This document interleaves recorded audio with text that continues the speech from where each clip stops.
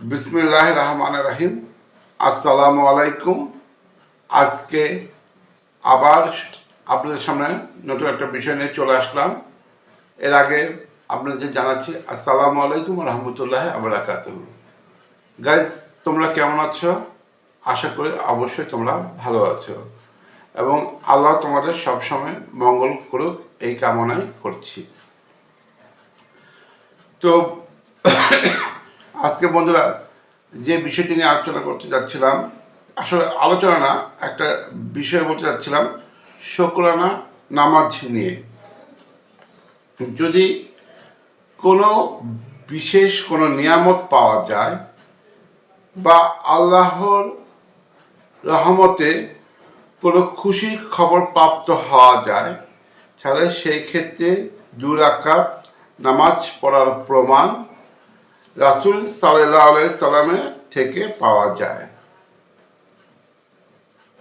তাহলে আমি যেটা জিনিস বলতে চাই, যদি তুমি কোনো ভালো কোনো নিয়ামত পাও তোমরা বা ভালো কোনো খুশির খবর পাও, তাহলে অবশ্যই 2 রাকাত নামাজ পড়ে নিবে। এই 2 রাকাত নামাজ পড়াটাকে বলা হয় শুকরানা নামাজ। এর প্রমাণ কিন্তু রাসূল করিম সাল্লাল্লাহু আলাইহি সাল্লাম থেকে পাওয়া যায়। ইমাম আবু হানিফা রাদিয়াল্লাহু আনহু এর ব্যাখ্যা অনুযায়ী সেজদায় শুকর কথাটির মাধ্যমে সেজদা দ্বারা রূপক অর্থে নামাজ বোঝানো হয়েছে। আর শুকর স্বরূপ এই 2 রাকাত নামাজ পড়ে নিতে হবে এবং শুধু সেজদা করা সুন্নত নয়।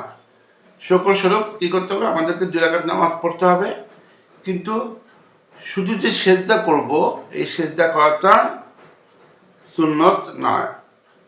তবে সাধারণ ফতোয়া গ্রন্থের বর্ণনা অনুযায়ী অজু সহকারে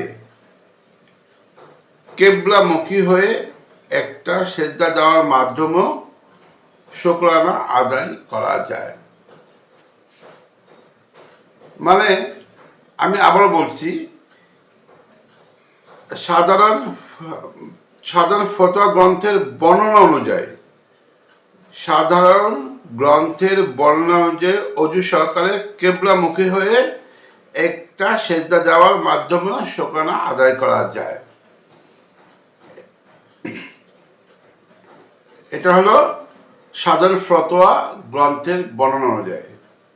তাই আমরা সাধারণত যখন কোনো ভালো কোনো নিয়ামত পাবো আল্লাহর কাছ থেকে অথবা কোনো খুশি খবর পাবো, আমরা অবশ্যই 2 রাকাত শুকরানা নামাজ আদায় করব।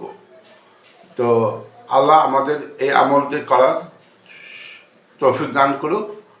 সবাই ভালো থাকেন। আসসালামু আলাইকুম ওয়া রাহমাতুল্লাহি ওয়া বারাকাতুহু।